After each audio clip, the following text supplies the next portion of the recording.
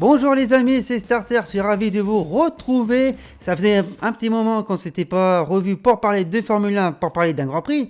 La dernière fois c'était pour le Grand Prix de France, on a exceptionnellement loupé le Grand Prix de Hongrie. Mais ici on va quand même parler de la course qui était quand même très attendue, celle de la rentrée. Je veux parler du Grand Prix de Belgique sur le circuit de Spa-Francorchamps, le circuit centenaire qui accueille les courses depuis 1922. 77e édition du Grand Prix de Belgique, 7 km 4 pour le circuit de Francorchamps, que les pilotes ont parcouru 44 fois hier. C'est quand même le circuit le plus long du championnat de Formule 1. Alors, bien sûr, peut-être qu'à l'avenir, il y a un autre circuit qui voudrait battre ce record de 8 km, le futur circuit du Grand Prix d'Arabie Saoudite.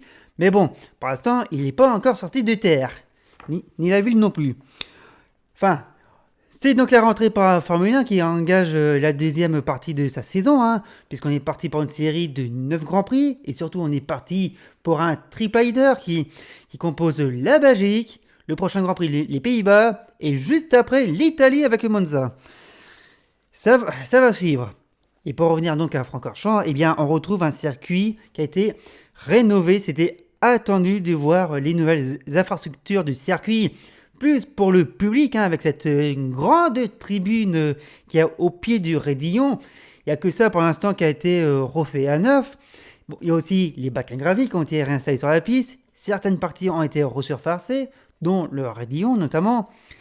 Ça, c'est des choses qu'on a pu voir très récemment aux 24 heures du Spa, et bien sûr depuis le début de la saison. D'ailleurs, je parle des 24 heures de Spa, j'ai fait une petite vidéo à ce sujet que vous pouvez retrouver sur la chaîne. Si vous ne l'avez pas encore vu, allez-y, vous verrez tout ce qui a été modifié sur le circuit de Francorchamps, que ce soit sur la piste et même pour le public. Surtout, il y a cette grande tribune du raidillon qui est exceptionnelle. Enfin, vous verrez la vidéo, vous comprendrez. Et surtout, pourquoi il y a tous ces nouvelles installations, pardon, c'est la rentrée pour tout le monde, ça se voit. Pourquoi il y a ces nouvelles installations, des bacs à gravier, tout ça? Bon, déjà, il y a plusieurs raisons. Le circuit de Francorchamps veut accueillir de nouveau de la moto, c'est déjà le cas puisqu'on a eu les 24 heures moto récemment. Et peut-être qu'à l'avenir, le MotoGP pourrait retrouver Spa-Francorchamps, ça reste encore à définir. Et puis surtout, en ce qui concerne la Formule 1, eh bien, il faut sauver le soldat Francorchamps. Alors, la bonne nouvelle, c'est qu'hier, juste avant le départ du Grand Prix, on a pu apprendre que le Grand Prix de Belgique aura bien lieu en 2023, ce qui est une bonne nouvelle, mais c'est la seule, voilà, il faut se le dire. Mais ça, c'est quelque chose qu'on parlera en fin de vidéo, parce que heureusement que nos compatriotes belges ont leur Grand Prix pour l'année prochaine, contrairement à nous, Français. Et ouais... Et ça, je vous le dis, on en parlera en fin de vidéo. Vous suivrez le timecode qui est juste ici. Tout comme l'affaire de la Season, les transferts qui ont un petit peu bousculé la Formule 1 cet été, avec le départ surprise d'Alonso, la retraite de Vettel, l'affaire Piastri, le départ forcé de Ricciardo. Tout ça, on en parle en fin de vidéo. Et franchement, il y a de quoi dire sur tout ce qu'on a pu... tout ce qu'on a pu lire, tout ce qu'on a pu entendre, tout ce qu'on a pu voir, il y a de quoi.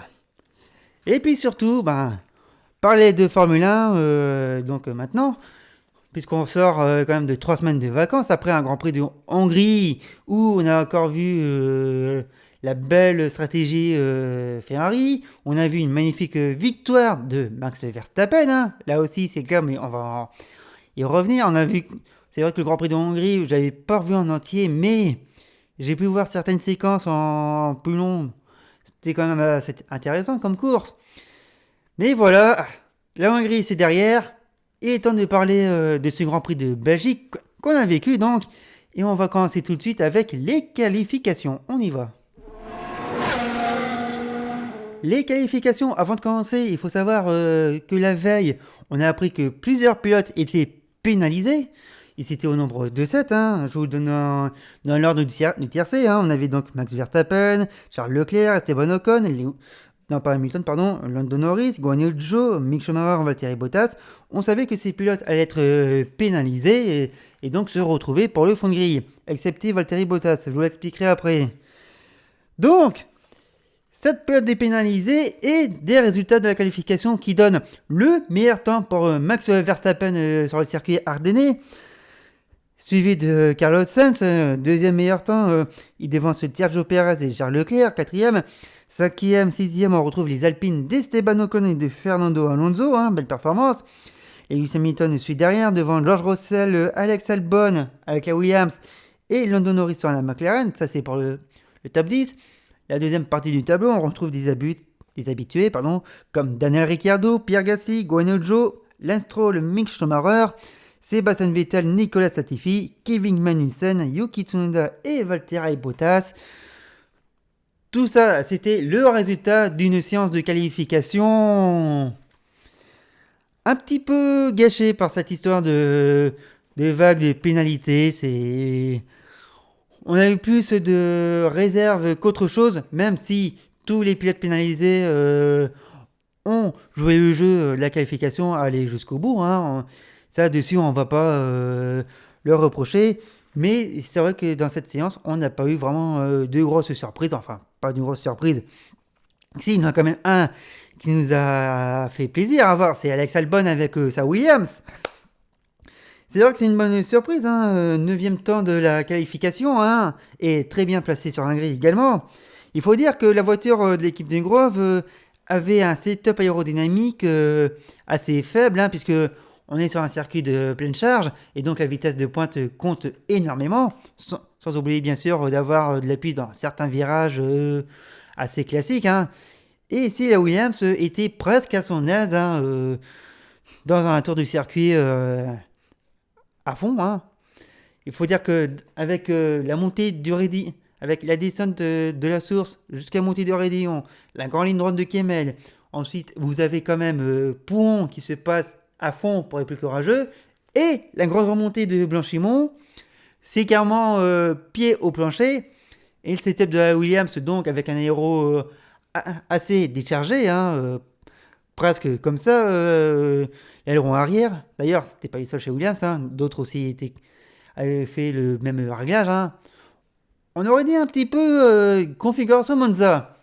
Et vu que ce sont deux circuits qui ont à peu près les mêmes spécificités, les mêmes configurations du circuit que de la pleine charge, c'est normal de voir des voitures très à l'aise, en vitesse de pointe, avec d'une bonne VMAX, et très bien vu de la part de Williams, et surtout très bonne qualification de la part d'Alex Albon qui nous a surpris dans cette séance. Il y a une autre équipe qui nous a un petit peu déçus, c'est Mercedes, qui pourtant avait de très bons espoirs d'avoir des bons résultats dans ce Grand Prix. D'ailleurs, on voyait bien que depuis les dernières courses, ça commençait à revenir et tout. Et pas là, à Francorchamps, ils se sont paumés. Et c'est vrai qu'on a retrouvé des Mercedes très loin dans la qualification. Et surtout, un Lewis Hamilton vraiment surpris de voir l'écart entre lui et Max Verstappen de 1,8 secondes dans la dernière partie de qualification, dans la Q3.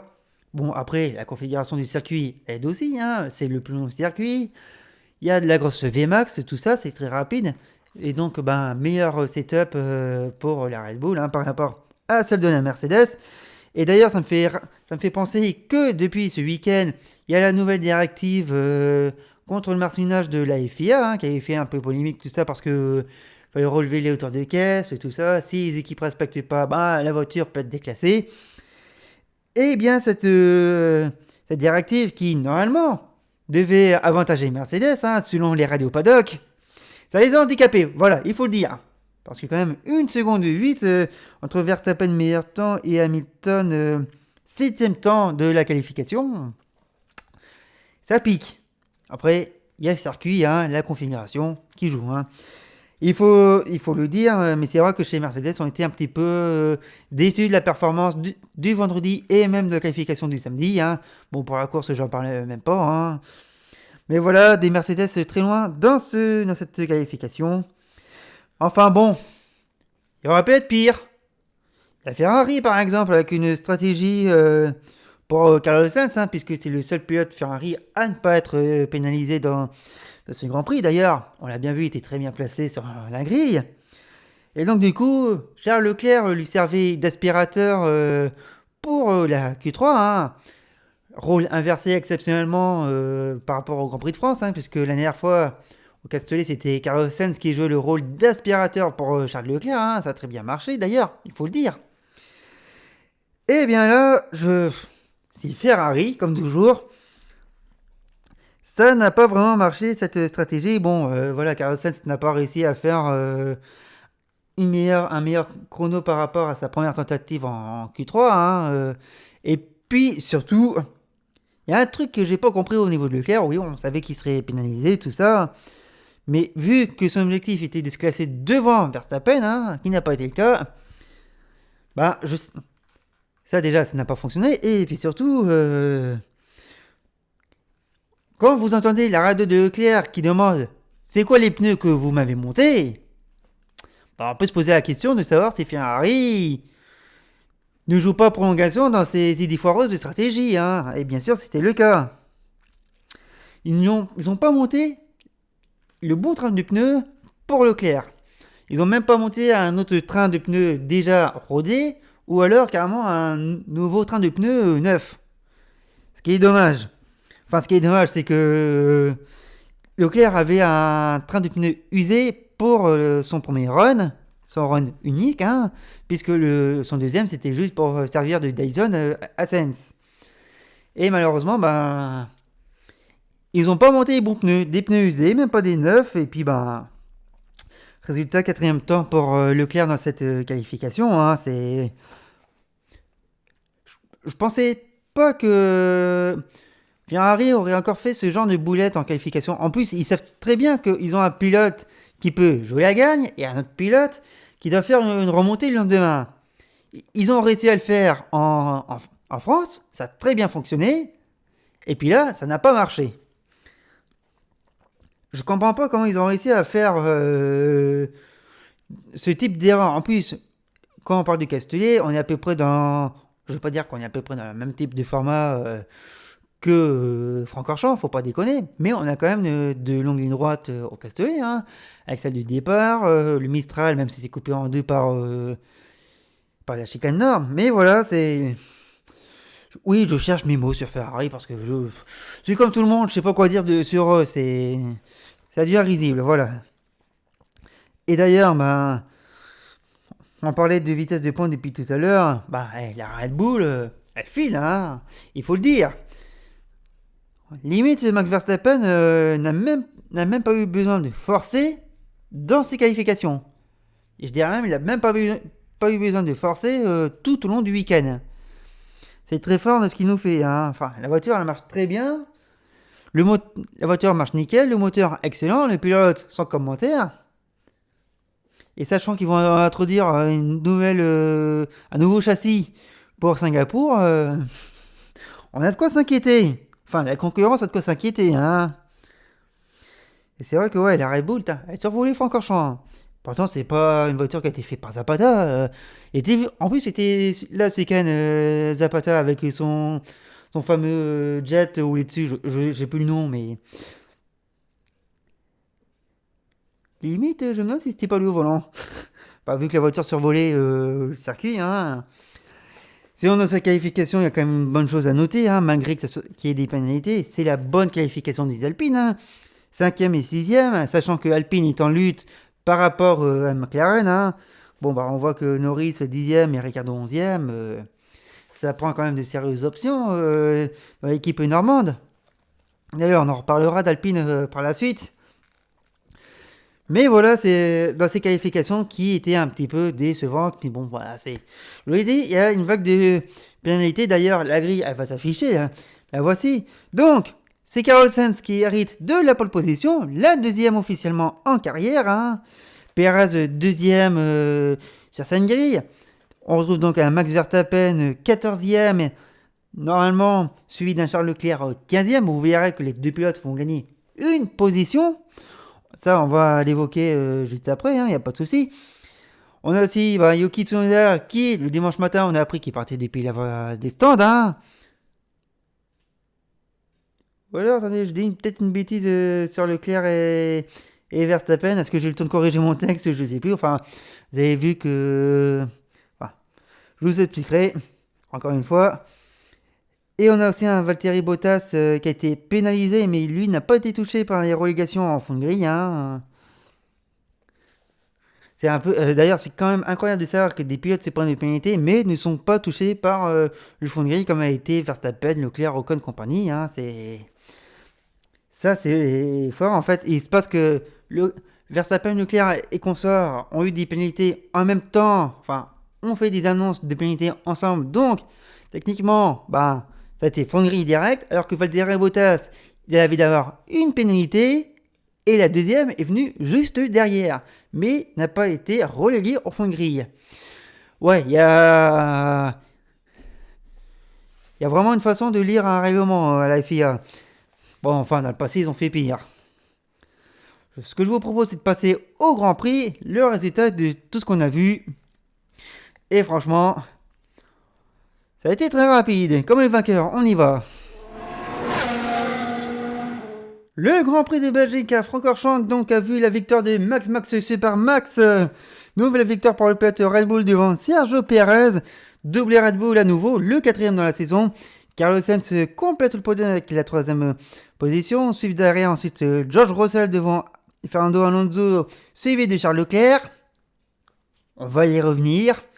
Esteban Ocon suit à la 7e position devant Sébastien Vettel, 8e. Pierre Gasly 9e devant Alex Albon avec la Williams 10e position.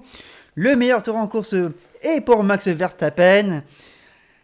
Et voilà, Max Verstappen, c'est dommage qu'il y ait des pénalités parce qu'il nous faisait à nouveau un high track. Ça aurait été un pole victoire meilleur tour. Et non, depuis la 14e position, 13e gagné. Je dirais même, enfin bon. Voilà, une nouvelle victoire de Verstappen qui a carrément survolé ce Grand Prix de Belgique. Donc, il est parti 14e. La dernière fois, en Hongrie, il était parti 10e. Il a quand même gagné le Grand Prix. Cette fois, il part 14. Il remonte 8e à la fin du premier tour. C'est pour vous dire qu'il est vraiment en forme, le pilote hollandais. Il va aussi prendre la tête au 12e tour de course avec seulement 2 la remontée et un seul arrêt au stand des pilotes qui le précédaient. C'est celui de Carlos Sainz, il faut le savoir. C'est bien simple. Verstappen et sa voiture, la Red Bull, étaient dans une autre dimension. Voilà, je sais pas qu'est-ce que vous voulez que je en dise d'autre sur cette victoire de Verstappen qui a été tout simplement exceptionnelle. Voilà, c'est bon. Il faudrait peut-être que je le dise au bilan des équipes, ça, mais on va le dire en amont. Verstappen a carrément écrasé ce Grand Prix. Voilà. Il y en a même qu'on a vu sur les réseaux, l'équipe de Multi 21, qui disent à tous les coups, Verstappen, il va nous faire une Sébastien Vettel en 2011 et 2013. À cette époque-là, c'est vrai que le pilote allemand, qui était encore jeune champion du monde avec Red Bull, avait écrasé la concurrence, avait dominé la fin des championnats de ces 2 années-là et avait empoché son 2e et son 4e titre sans effort. Eh bien, on est peut-être parti pour un scénario comme ça avec Verstappen qui s'envole, encore une fois, peut-être vers un 2e titre mondial. Peut-être que le néerlandais sera double champion avant la fin de saison. C'est quand même exceptionnel de ce qu'il est en train de nous faire. Et d'ailleurs, autre détail dedans, c'est le meilleur tour en course, puisque c'est lui qui le décroche encore une fois. Mais surtout, c'est, j'ai envie de dire, le seul, entre parenthèses, c'est le seul pilote en course à être passé en dessous de la barre des 1 minute 50 pendant le Grand Prix. Il a fait 1 minute 49 354 pour le meilleur tour en course. Après, je dis entre parenthèses, parce que Derrière, il y a Charles Leclerc qui a le deuxième meilleur temps en course, qui est en 1:49,984. Mais n'empêche, ce tour en course de Leclerc, on va voir après que c'est pas. Il est mitigé, mais voilà. Sinon, dans son ensemble, Verstappen, voilà, sans commentaire, il a tout allumé dans ce Grand Prix à domicile. Je sais que son prochain Grand Prix, le prochain Grand Prix aux Pays-Bas, c'est son Grand Prix à domicile. Mais vu que Verstappen est né en Belgique, ce Grand Prix, c'est aussi un petit peu sa maison, hein. Et c'est pas donné à tout le monde d'avoir 2 Grands Prix à domicile. Sinon, dans ce Grand Prix, il y a eu ce départ qui a été incroyable entre Alonso et Hamilton avec un mano à mano exceptionnel. Enfin bon, ça a mal fini, hein, puisque les 2 anciens coéquipiers de McLaren se sont accrochés. Hein. Il a très bien décollé, Hamilton. Et en plus, nouvelle règle de marsuinage, alors là, extrême. Hein, je me demande s'il n'a pas monté de 2 mètres de haut avec sa voiture. Avec le train arrière, hein, parce que le train avant, non. Et encore, heureusement qu'il n'est pas parti en tonneau, Hamilton. Je vous raconte pas les dégâts. Mais bon, dans son ensemble de cet accrochage, Lewis Hamilton a reconnu sa faute. Hein. De toute façon, il n'y avait pas à chercher, c'était lui le coupable. Hein. Oui, d'accord, le frein sur Alonso, il était beau, mais par contre, pour avoir fermé la porte très tôt sur l'Espagnol, grimpé sur la roue avant, voilà, c'est ni fait ni à faire de la part du pilote anglais. Hein.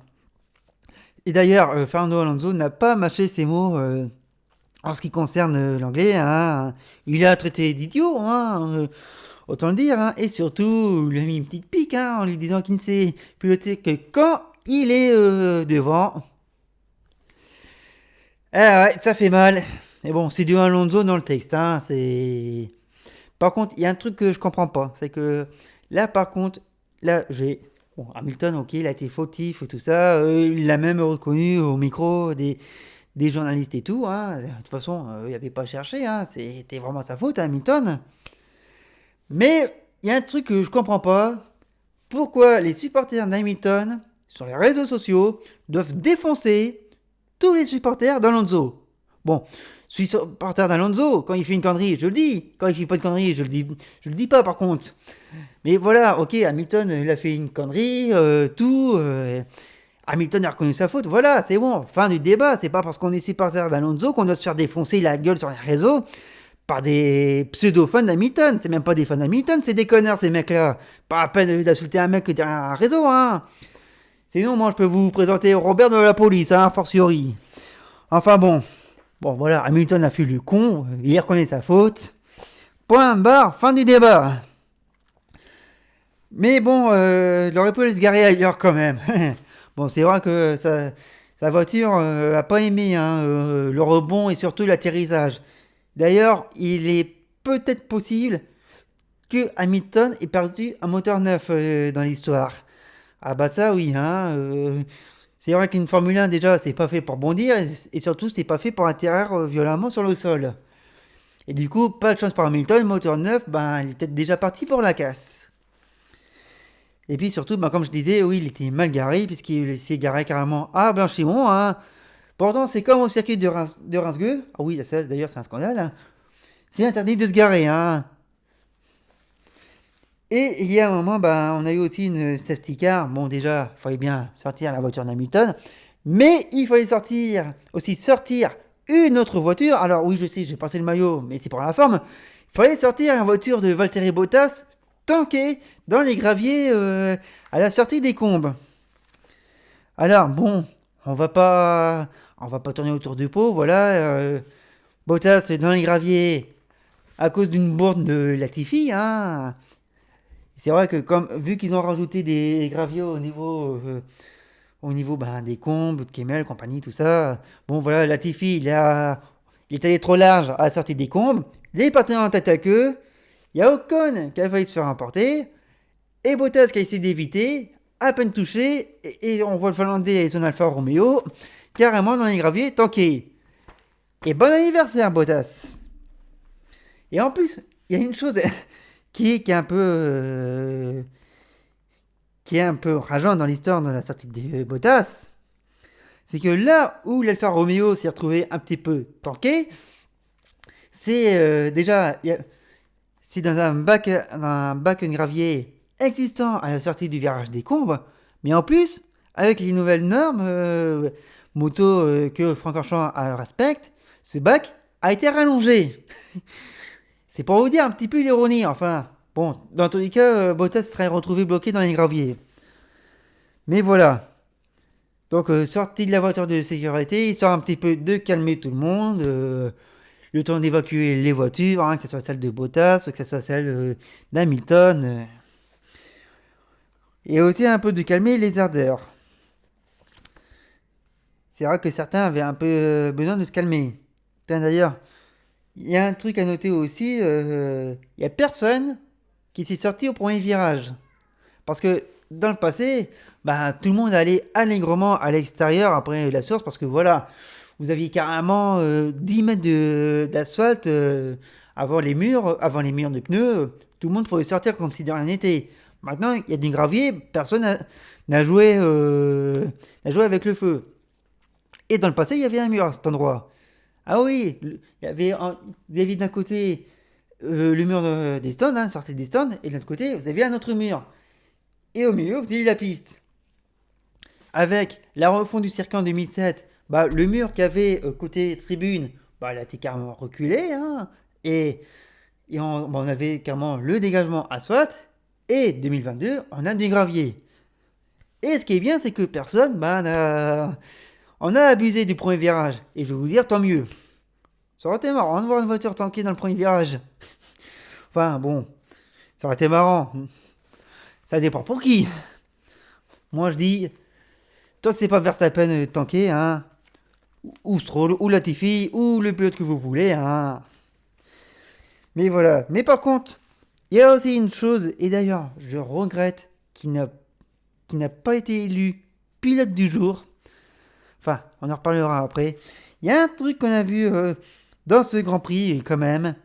On a reculé de 22 ans à un moment de la course, puisqu'on a eu un remake du Grand Prix de Belgique 2000. On a eu le remake entre Mika Hakkinen et Mika Schumacher en train de dépasser Ricardo Zonta. Si vous ne connaissez pas ces images, bah, allez sur Internet, allez sur YouTube, allez voir ça, c'est magnifique. Là, on a eu carrément l'hommage avec d'un côté Esteban Ocon, de l'autre Pierre Gasly, avec Sébastien Vettel dans le rôle du Ricardo Zonta. Il y en a un qui passe à gauche, il y en a un qui passe à droite, et au final, il n'y en a qu'un qui passe devant au virage des Combes. Eh bien, c'était Ocon. Les trois pilotes qui nous ont refait ce grand moment du Grand Prix de Belgique 2000. C'était génial.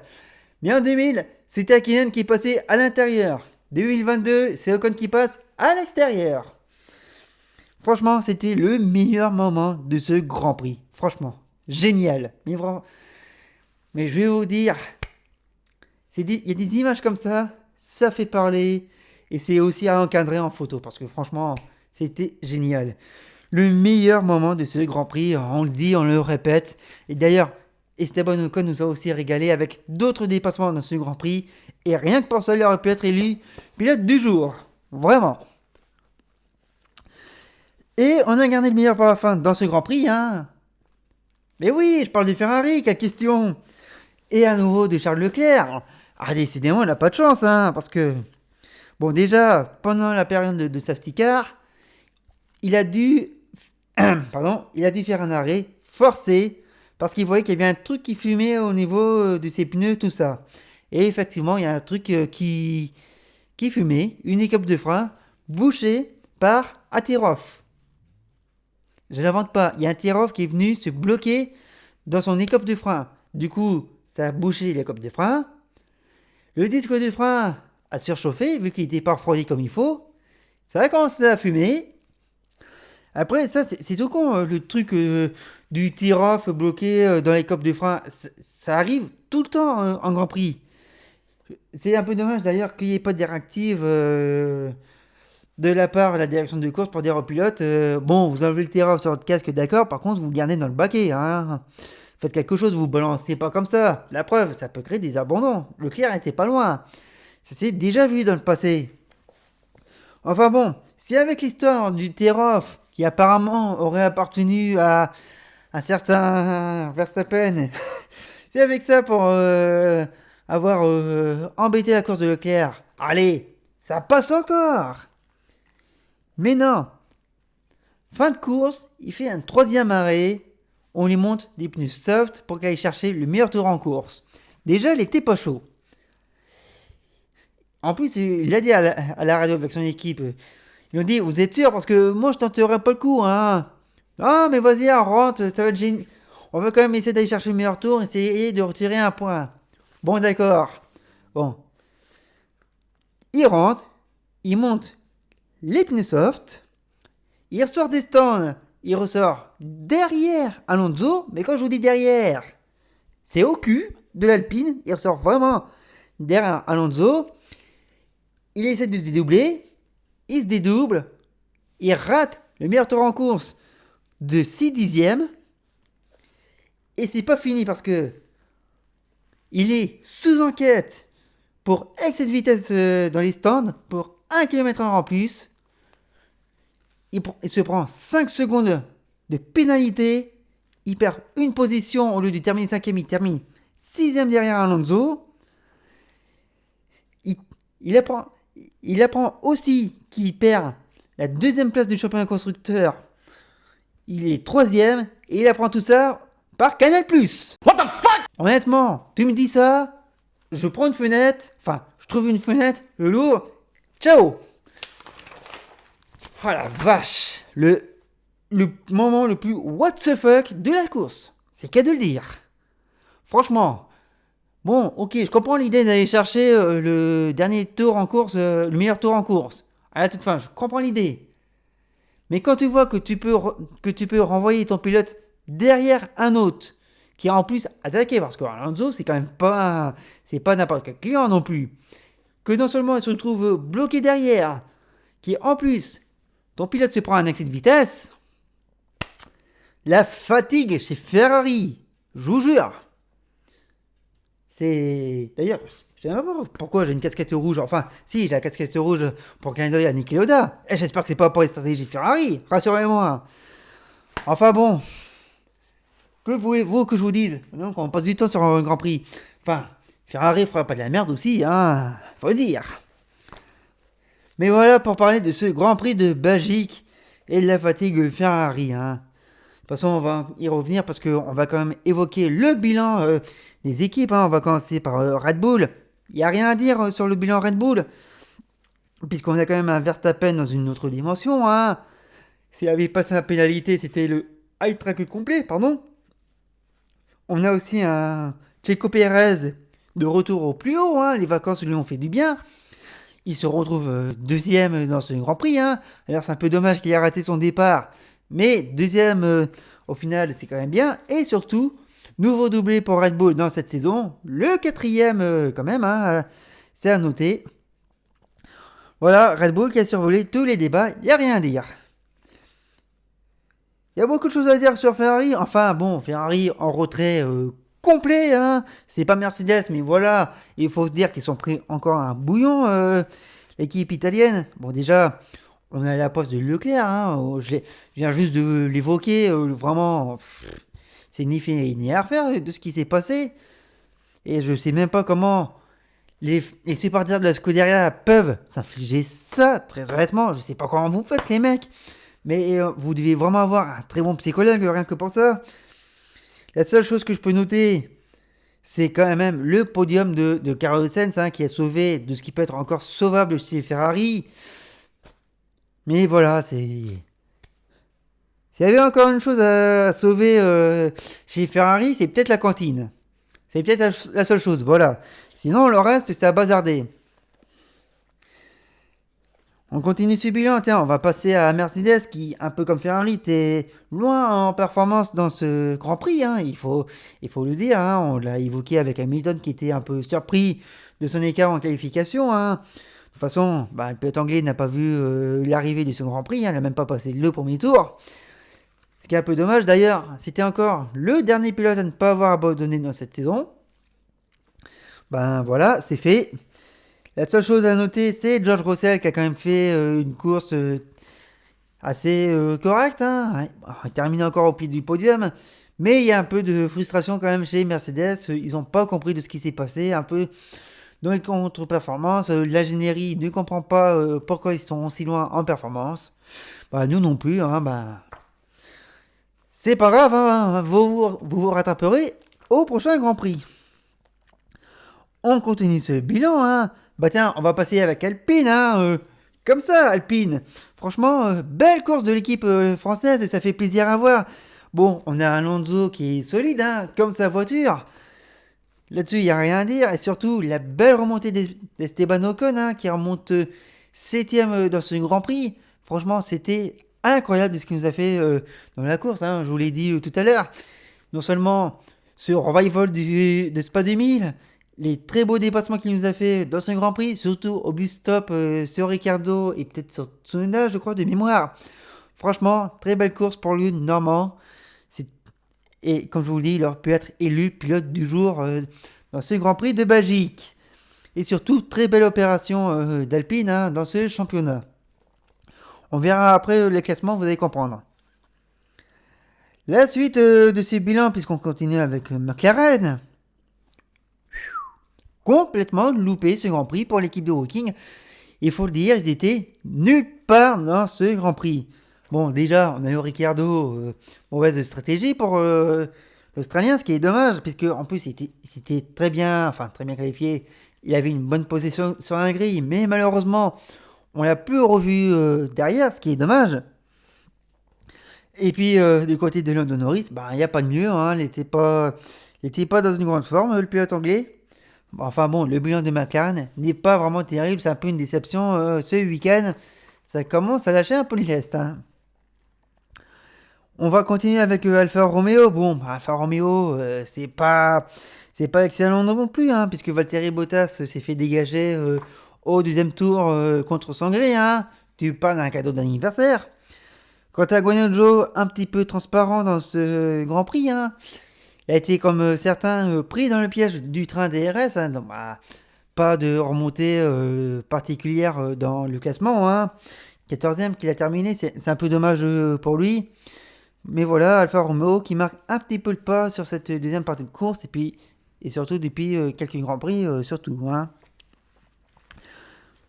On va continuer avec Alpha Tauri où il y a un petit peu de mieux. Alors un petit peu de mieux, on a quand même les deux voitures qui sont parties des stands puisque Pierre Gasly est parti au dernier moment de la voie des stands. Et d'ailleurs, il n'a même pas failli prendre part à ce Grand Prix. Hein. La voiture n'a pas voulu démarrer sur la grille de départ. On avait ouvert le capot moteur, on avait changé le volant, on n'avait rien trouvé. Et au dernier moment dans les stands, la voiture a redémarré et avec Tsunoda, ils ont pu prendre part au Grand Prix. Hein. Et surtout, la bonne chose, c'est Pierre Gasly qui termine dans les points. Ça fait plaisir pour le pilote normand, hein, lui qui se plaint d'une voiture qui n'est pas très performante. Il s'en est plein samedi après les qualifications. Là, il a pu retrouver le sourire avec ce résultat. Et Yuki Tsunoda, bon, je sais, il est loin au classement, mais malgré tout, j'ai quand même envie de dire qu'il a fait une bonne course. Il n'a pas démérité non plus. Mais même s'il ne marque pas de points, c'est quand même à noter. Voilà. La suite avec As et une voiture qui n'était pas du tout au niveau du circuit, voilà. Il faut le dire, hein, l'équipe américaine n'a pas fait grand-chose dans cette course. Hein. Il n'y a pas grand-chose à dire pour Schumacher et Magnussen qui finissent loin dans ce Grand Prix de Belgique. Hein. C'est comme ça arrive. Oui, non, il n'y a rien d'autre à rajouter sur As. Hein. C'est... La suite avec Aston Martin, hein, avec un Sébastien Vettel qui a très bien performé dans ce Grand Prix. Hein, c'est très bien pour le futur retraité de la Formule 1, qui termine quand même 8ème dans cette course, qui n'a pas démérité avec Aston Martin, qui a très bien fonctionné dans ce week-end, enfin qui a très bien fonctionné surtout aux mains de Lance Stroll. Hein. Et franchement, il était bon dans le week-end. Pas de chance, il est tombé sur les Williams. Dommage pour lui. Enfin bon, après c'est Stroll, hein, vous me direz, mais voilà, et il est resté bloqué derrière des Williams bien performantes, enfin, surtout celle d'Albon. Enfin, C'est un peu dommage pour lui de se retrouver très loin dans le classement. Enfin, très loin dans... Ça va encore, mais bon, voilà. Et bien sûr, maintenant, on va terminer avec Williams, on en parlait. Le setup avec une faible aéro a très bien fonctionné pour Alex Albon. Et je pense que ça aurait pu être très bien fonctionné pour Nicolas Latifi si vous n'avez pas fait une bourde. Voilà. C'est dommage. Mais encore mention pour Alex Albon qui fait une belle prestation pour l'équipe Negrova et qui ramène à nouveau un point. Voilà pour le bilan des équipes. Je vous propose de passer au classement pilotes et constructeurs. Il y a des écarts qui commencent à monter. On va voir ça. Le classement pilotes et constructeurs. On va déjà commencer par les pilotes avec Max Verstappen qui augmente son avance sur les autres pilotes. 284 points pour le pilote Red Bull. Il devance un petit nouveau à la deuxième place, c'est Sergio Perez. 191 points. Il y a 93 points d'écart entre les deux pilotes Red Bull. Charles Leclerc retombe à la troisième place avec 186 points. Il y a 5 points d'écart entre Perez et Leclerc donc. Derrière, on retrouve un Carlos Sainz quatrième avec 171 points. Il y a 15 points d'écart qui séparent les deux pilotes Ferrari. George Russell est à un seul point avec 170 points du pilote espagnol. Derrière, pas de grande évolution. Lewis Hamilton 146 points. Lando Norris en a 76. Esteban Ocon 64. Fernando Alonso 51. Valtteri Bottas 46. Ça, c'est pour le top 10, du classement pilote. Derrière, on retrouve un Kevin Magnussen toujours 11e avec 22 points. Sébastien Vettel progresse avec 20 points. Il dépasse Daniel Ricciardo et Pierre Gasly qui ont respectivement 19 et 18 points. Suite derrière ensuite Mick Schumacher avec 12 points. Yuki Tsunoda toujours à 11. Guan Yu Zhou est à 5 points. Alex Albon progresse d'une position sur Lance Stroll. 4 points pour les deux pilotes, mais à l'avantage du Thaïlandais. Nicolas Latifi, Nico Hülkenberg sont toujours à 0. Et la bonne nouvelle, c'est que Latifi est toujours devant Hülkenberg au classement. Et du côté des constructeurs, l'écart se creuse aussi avec Red Bull qui a 475 points contre 357 points pour Ferrari. Il y a 118 points d'écart entre les deux équipes. Mercedes toujours 3e avec 316 points. Il y a 41 points d'écart entre Ferrari et Mercedes pour la forme. Alpine sur une 4e avec 115 points contre McLaren. Il y a 20 points d'écart maintenant entre les deux équipes. Alfa Romeo toujours 6e avec 51 points. As suit avec 34 points. Séparé de 5 points pour AlphaTauri avec 29 points. Aston Martin est à 24 points. On a 3 équipes séparées de 5 points donc. Et Williams, toujours dernier, mais avec 4 points au compteur. Voilà pour le Grand Prix de Belgique. Le classement pilote et constructeur. Et bien sûr, il est temps de revenir un petit peu sur ce qu'on a pu voir ce week-end et toute la pause estivale. Déjà, on va commencer avec le calendrier 2023 qui commence à se préciser. On devrait avoir peut-être une annonce officielle pour la mi-octobre du calendrier qui devrait comporter 24 courses si tout va bien. Déjà, Spa-Francorchamps confirmé pour 2023. Ça déjà c'est une très bonne nouvelle pour nos amis belges. Bravo à vous. Bien sûr, on voudrait que ce soit un contrat encore plus long entre le circuit et la Formule 1. Puisque Francorchamps mérite d'être à vie au calendrier de la Formule 1, il faut le dire. Bien sûr, il n'y aura pas de Grand Prix de France pour 2023. Alors, il y a peut-être des espoirs en 2024, en alternance, tout ça. Enfin, ça va être encore un bordel monstre. Je vous en parle même pas. Je vous dire quelque chose, voilà, Grand Prix de France. Il fallait s'y attendre, toute façon. Il fallait s'y attendre qu'on ne soit pas présent en 2023. Et je vais pas vous mentir, c'est même pas sûr qu'on revienne en 2024 avec des alternances, tout ça.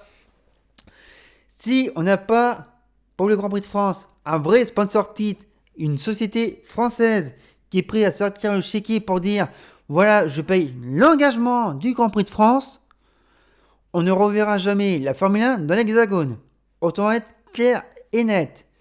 C'est pas avec le GIP, le groupe d'intérêt public monté par Monsieur Estrosi pour avoir le Grand Prix à l'avenir. D'ailleurs, c'était Eric Boully qui était à la tête du Grand Prix de France. On a appris qu'il était en partance pour Hyundai. Donc voilà, ça déjà, c'est un indice. Hein. On s'est dit, bah ça déjà c'est mort. Puis surtout, il faut dire une chose. Le sport automobile est né en France. Le mot Grand Prix, c'est français. Et on le dit, on le répète. Et c'est pas avec nos politiques et surtout avec des gouvernements, quelle que soit la classe de gauche, de droite, d'extrême et compagnie, tout ça, c'est pas avec nos politiques en France qu'on va retrouver un Grand Prix. C'est pas aussi avec la mentalité de faire passer l'automobile comme une terreur qu'on va retrouver de la Formule 1 en France. Ça, faut être clair et net. C'est pas avec des mentalités comme ça qu'on va retrouver la Formule 1. Et c'est dommage parce que la France, quand même, c'est un pays de sport auto. On a quand même une certaine économie là-dedans. Bah attendez, on a quand même l'une des plus grandes courses d'endurance au monde, hein, avec les 24 heures. On a quand même une sacrée histoire avec les circuits. On a quand même de grands constructeurs automobiles, hein, au niveau international, il ne faut pas déconner. On a quand même de grands groupes qui investissent dans l'automobile. Il y a aussi l'aérodynamique, l'aérospatiale, autant prendre très large dans le domaine. Mais c'est pour vous dire que voilà, c'est pas avec des mentalités autophobes qu'on va retrouver de la Formule 1 en France. Il faut être clair et net. Ça déjà pour commencer. Mais, bien sûr, si on perd la Formule 1 en France, il y a d'autres pays qui sont quand même en danger. Hein. Bon, la Belgique, ok, en 2023, ça va rester, mais c'est pas garanti pour la suite. Le Grand Prix d'Italie, à Monza, c'est pas sûr qu'il reste. Le Grand Prix de Monaco, encore moins. Et puis surtout, il est sorti de la bouche de Stefano Domenicali, enfin, le truc de décharge qui sert de bouche à Domenicali, hein, président de la Formule 1, que les Grands Prix européens vont représenter à l'avenir le tiers du calendrier. Ça veut dire qu'à l'avenir, on n'aurait que 8 Grands Prix européens. Sachant que c'est la base, le noyau dur du sport auto dans le monde, l'Europe, ça pique un peu, ça fait peur. Donc c'est pour ça qu'il y a des Grands Prix qui vont sûrement passer à la trappe. Et puis surtout, il ne faut pas oublier que la volonté de Liberty Media est de faire d'un Grand Prix de Formule 1 un Super Bowl. Sachant qu'il va y avoir 24-25 Super Bowl à l'année, c'est pour vous dire qu'il y a de l'excès de zèle là-dedans. Et puis surtout, si Spa-Francorchamps est au calendrier en 2023, c'est parce que normalement, ça devait être le Grand Prix d'Afrique du Sud qui devait être programmé. Oui, à l'avenir, on va retourner en Afrique du Sud, sur le circuit de Kialami. Pour l'instant, le circuit est en grade 2 FIA. Il doit subir des modifications pour qu'il soit en grade 1. Un peu comme l'a fait Imola pour retrouver le Grand Prix d'Émilie-Romagne. Ça, c'est pour l'information. Et puis surtout, on va avoir de nouveaux Grands Prix en Amérique. Hein. On a déjà eu Miami cette année. On va avoir Las Vegas en 2023. On va aussi retourner en Chine quand le Covid aura fini de faire sa loi là-bas, hein, chose qui n'est pas assurée. Puis surtout, on va retrouver le Grand Prix du Qatar l'année prochaine. Donc vous voyez, les places en Formule 1 pour un Grand Prix, ça coûte cher. Et puis surtout, vous avez eu le discours de Stefano Domenicali qui dit « L'histoire n'a plus d'impact dans les discussions des contrats avec les promoteurs de Grand Prix et la Formule 1. » Ça veut dire que Domenicali, il prend l'histoire de la Formule 1, coupe en deux, il se torche le cul avec. Pour un mec qui passait chez Ferrari, qui vit Ferrari, mange Ferrari, baise de Ferrari, qui se torche le cul avec l'histoire de la Formule 1, on appelle ça un sale bâtard, il faut le dire. Et d'ailleurs, j'avais vu un mec sur les réseaux, je n'ai plus le nom, je crois que c'est un journaliste anglais qui doit être pro Formule 1, pro Liberty, qui avait dit, il y a des mecs qui ont critiqué Liberty Media, soi-disant qu'ils ne s'intéressent plus à l'histoire de la Formule 1, et qui devraient s'excuser. Bah, vous savez quoi? Moi, personnellement, je m'excuserai auprès de Liberty Media quand Stefano Domenicali sera plus président de la Formule 1. Va te faire enculer, connard. Ça, c'est pour le calendrier. Hein. De toute façon, on va pas se mentir. Hein. Le calendrier, ils font ce qu'ils veulent, Liberty. Mais je peux vous dire que les Grands Prix historiques de la Formule 1, ils y reviendront un jour. Hein. Ça, je peux vous le garantir. Ils y reviendront sur les vieux Grands Prix. Hein. ils comprendront pourquoi il y a de l'histoire en Formule 1. Et il y a une chose qu'on peut dire d'ailleurs à ce sujet, c'est qu'au moins à l'époque avec Bernie Ecclestone, si l'argent l'intéressait, il respectait aussi l'histoire du championnat. Liberty Media, ils avaient le choix entre les deux, ils ont dit, bon, on va plutôt garder l'argent, voilà. Et ouais, on ne peut pas être partout. Ça, c'était un peu pour évoquer le calendrier, enfin les futurs calendriers de la Formule 1 qui arrivent bientôt. Pour la mi-octobre, pour rappel. On va peut-être aussi évoquer un peu de ce qu'on a vu dans cette saison, c'est-à-dire les rumeurs de transfert de pilotes entre équipes et tout ça. Donc, on a appris au Grand Prix de Hongrie que Sébastien Vettel quittait donc Aston Martin pour prendre sa retraite. Et lundi matin, 10h, qu'est-ce qu'on apprend? Que c'est Alonso qui va le remplacer. Bon, déjà, surprise générale pour tout le monde. Et, enfin, apparemment chez Alpine, ils ont été prévenus au tout dernier moment. Sauf Otmar Szafnauer. Ça pique un peu, je vous raconte pas les relations. Donc déjà, Alonso part chez Aston. De toute façon, encore un choix difficile à comprendre dans la carrière du pilote espagnol. Enfin, vous voyez ce que je veux dire. Et du coup, Alpine qui prend le parti de dire, bon, voilà, on a un baquet de disponible, ça tombe bien, on a un pilote sous la main, on l'a formé, on lui a promis un volant dans une autre équipe, on va changer de plan, on va promouvoir chez nous. Tout le monde a dit, ok, pas de souci, on sort le communiqué, Oscar Piastri confirmé chez Alpine en 2023 côté d'Esteban Ocon. Le problème dans le communiqué, il n'y avait aucune déclaration du pilote. La déclaration, elle est venue après. Et c'est parti en vrille. Il a dit, je comprends de ce qu'a dit Alpine, mais désolé, je piloterai pas pour eux pour 2023. Non, puisque au moment où j'enregistre la vidéo, ça n'a pas toujours été confirmé sur Internet. Il est qu'il est à 18h30. Peut-être que la formation est sortie. J'ai pas le temps d'aller vérifier. Donc, j'enregistre. Mais voilà, Piastri, apparemment, et c'est peut-être fait quand j'enregistre en ce moment, part pour McLaren. Et ce qui est marrant, c'est que cette histoire d'un pilote qui part chez McLaren, on le voit en ce moment en IndyCar. Puisque un jour, on a appris que Alex Palou quittait l'équipe Ganassi pour McLaren à Rose. Sauf que juste avant, Ganassi avait annoncé que Alex Palou continuait dans son équipe. Sauf que Palou, juste après, a dit non, je continue pas chez Ganassi, je vais chez McLaren. Et McLaren derrière dit que un broglio incroyable en IndyCar, donc ça nous a bien occupé en IndyCar. Et patatras, ça nous occupe aussi en Formule 1 bis repetita. Il est quand même fort, Zak Brown. Je sais pas combien de pilotes il a signé pour 2023, que ce soit en F1 ou en IndyCar. Mais en tout cas, il a beaucoup de contrats en poche. Et puis bien sûr, pour Piastri, il va arriver chez McLaren, mais les deux baquets sont déjà pris chez McLaren. Bah oui, sauf qu'avant le Grand Prix de Belgique, Daniel Ricciardo annonce qu'il ne pilotera plus pour McLaren. Bon, on va pas se mentir, c'était attendu l'annonce de Ricciardo qui quitte McLaren.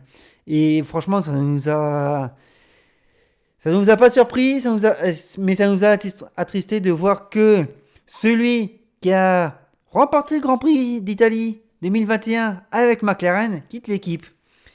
Et c'est vraiment dommage. Donc du coup, la place est libre pour Piastri.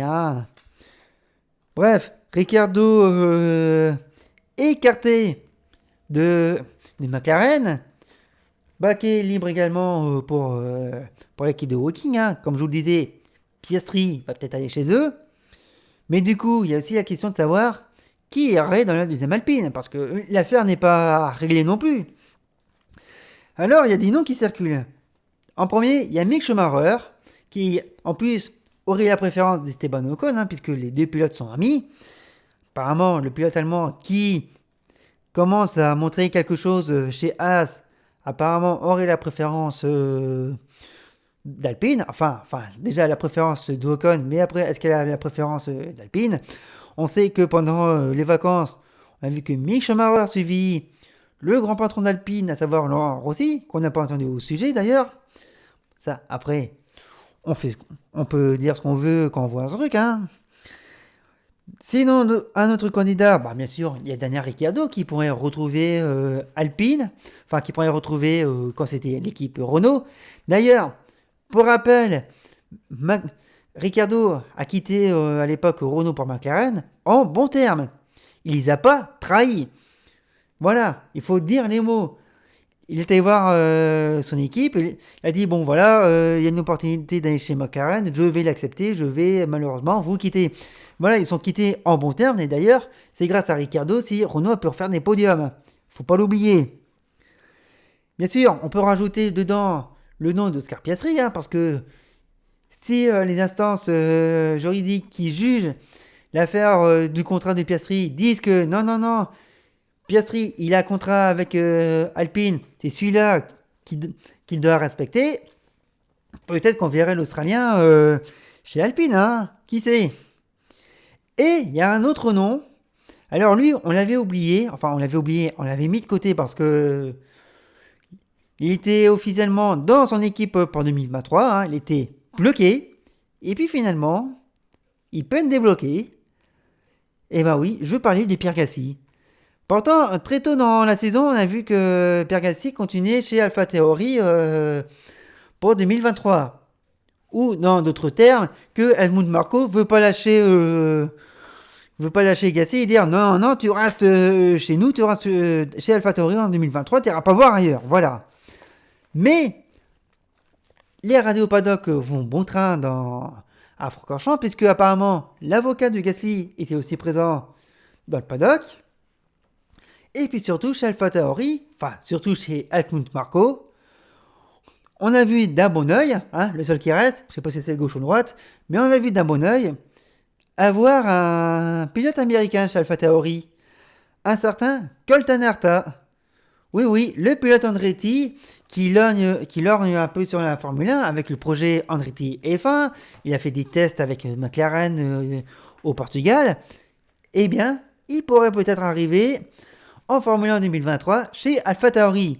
Alors déjà, il n'a pas encore sa super licence, hein, puisqu'il doit à minimum faire un nombre de kilométrages et aussi un petit nombre de premières séances d'essai le temps d'un Grand Prix de Formule 1. Mais voilà, peut-être que Herta arriverait chez AlphaTauri en lieu et place de Pierre Gasly qui lui partirait chez Alpine. On aurait deux Normands dans une équipe normande. Ça pourrait être marrant, mais voilà, je vais être franc avec vous dans toutes ces histoires de radio paddock, de transfert, tout ça. J'ai envie de vous dire une chose. Déjà, dans les faits, j'ai envie que les instances juridiques donnent raison à Alpine sur le cas Piastri. Parce que Piastri a été formé par Renault Alpine.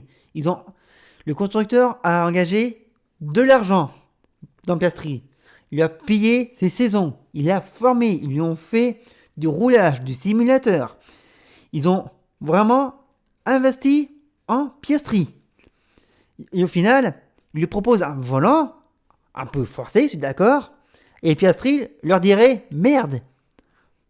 Mais vous savez quoi? Je sais que Piastri est managé par Mark Webber, qui a été lui managé par Flavio Briatore. C'est pas n'importe qui. Mais voilà. T'es un jeune pilote. T'es formé par un constructeur. Ce même constructeur te propose un baquet et tu lui dis merde. Ça marche pas comme ça en Formule 1. Ça marche pas comme ça. À moins de parler avec eux et dire bon voilà, je vais être libéré de mon contrat avec vous. Ça peut se comprendre. Mais là on dit tu vas piloter avec nous et tu refuses. D'ailleurs Toto Wolff avait sorti un truc à ce sujet. Il a dit là de ce qu'a fait Piastri, ça se fait pas. Et c'est vrai que ça se fait pas. Et vous savez quoi? J'ai bien envie que ça soit Piastri dans l'Alpine l'année prochaine. Alors oui, pour être chauvin, j'ai bien envie aussi de voir Gasly dans l'Alpine. Je dirais pas. Bon, évidemment, il faudrait que Alpine ait l'argent pour acheter le contrat de Gasly à Red Bull. Mais pour avoir cet argent, il faudrait qu'il récupère celui de McLaren. Parce que oui, si Piastri part chez McLaren, Ok, mais par contre, McLaren, vous dédommagez Alpine. C'est le jeu. Vous voyez pas les imbroglios juridiques, politiques qu'il y a pour juste un pilote. En plus, avec un pilote qui n'a même pas encore fait de séance d'essai officiellement en Formule 1. Hein. Il n'a pas encore roulé officiellement en première séance d'essai, Oscar Piastri. Surtout, il va rentrer en Formule 1 avec un scandale, autant le dire, hein, avec une polémique et tout ça. Et puis surtout, c'est même pas sûr que ça marche chez McLaren. C'est pas sûr que ça marche. Après, c'est son problème. Moi, je donne mon avis. Mais voilà, Piastri, il joue un peu au con. Puis bien sûr, bon, Colton Herta chez AlphaTauri, évidemment, ça surprend parce qu'on sait qu'il est en contact, que peut-être qu'avec le projet Andretti F1, si Andretti arrive en F1, il aura peut-être un volant assuré. McLaren l'a fait rouler parce qu'il a passé un deal avec eux. Moi, après, je suis pas contre de voir un Colton Herta en Formule 1. Hein. Ça me dérange pas. Mais c'est à voir, quoi. C'est à voir surtout dans quelle équipe. Mais c'est vrai que c'est un sacré merdier en ce moment, les bacs en Formule 1. Mais voilà, c'est pour ça qu'on aime ce sport. C'est parce que les feux de l'amour, version internationale, sauf qu'il n'y a pas les feux, il n'y a pas l'amour. Enfin, si, il y a l'amour de l'argent, mais c'est autre chose. Mais en premier lieu, l'amour du sport. Et c'est pour ça qu'on adore la Formule 1. Et c'est dessus qu'on vie cette vidéo. Merci à vous d'avoir suivi cette vidéo sur ce Grand Prix de Belgique, sur la vie du calendrier de la saison, donc les transferts pilotes jusqu'au bout. Hein. Surtout, n'hésitez pas à donner votre avis sur le Grand Prix, hein, sur le calendrier, les transferts pilotes. Hein.